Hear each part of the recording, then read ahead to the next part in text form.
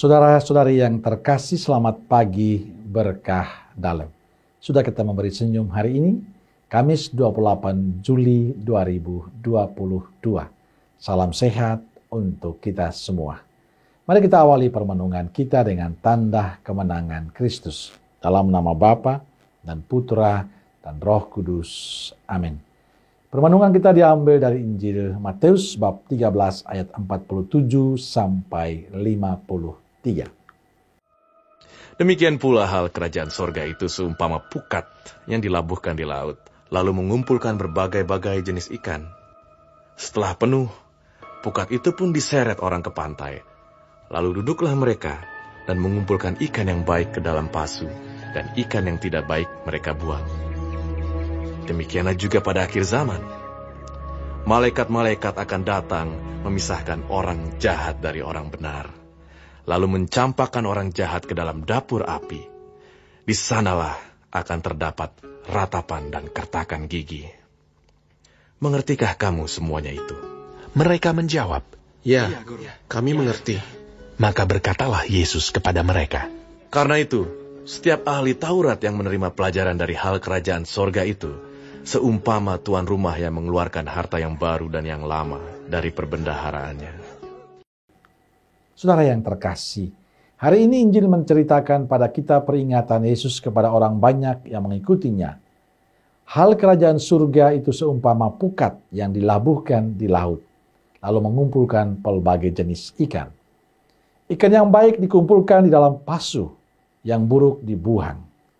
Demikian juga pada akhir zaman, malaikat-malaikat akan datang memisahkan orang jahat dari orang benar.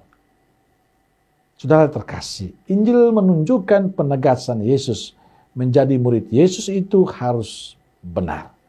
Sehingga suatu saat nanti kita bisa mengalami kebahagiaan kekal. Tapi apa kita nanti bisa mengalami surga? Itu semua tergantung juga pada usaha dan perjuangan kita. Dan juga kemurahan Tuhan untuk kita. Injil sudah mengingatkan dengan perumpamaan bahwa hanya ikan yang baik dimasukkan dalam pasu dan yang buruk akan dibuang. Artinya hanya orang baik, orang yang benar, orang yang hidupnya pantas di hadapan Tuhan dan sesama yang boleh mengalami surga. Sedangkan yang lain tidak. Lalu bagaimana dengan kita? Apa kita termasuk orang baik, orang benar, ataukah tidak? Itu sudah mengingatkan bahwa hanya orang baik yang pada saatnya masuk surga.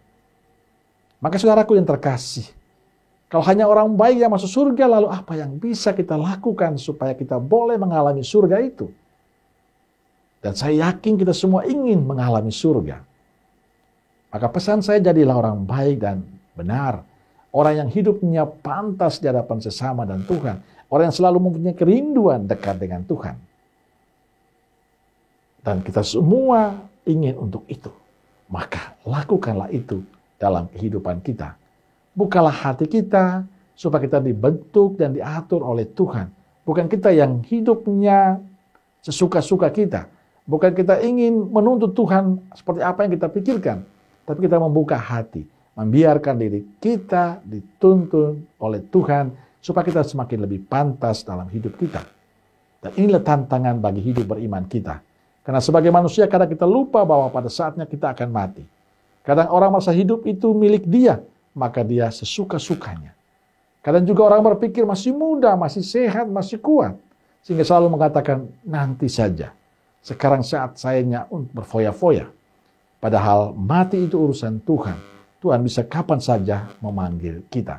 Maka saudaraku yang terkasih, sadarilah bahwa kebaikan sedikit apapun sangat berharga untuk kehidupan kita. Maka jangan sia-siakan kesempatan yang Tuhan berikan ini. Bukalah hatimu untuk Tuhan. Biarlah Tuhan memimpin dan mengatur kita. Jadilah hidup kita berarti bagi sesama. Tentu lewat cara hidup kita yang baik. Percaya pada saatnya orang baik dan benar akan mengalami sukacita kekal di surga.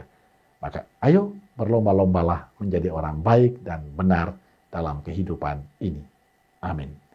Semoga Allah yang Maha Kasih memberkati saudaraku sekalian, Bapa, Putra, dan Roh Kudus. Amin. Keluarga Kudus Nazaret, doakanlah kami. Amin. Berkah dalam.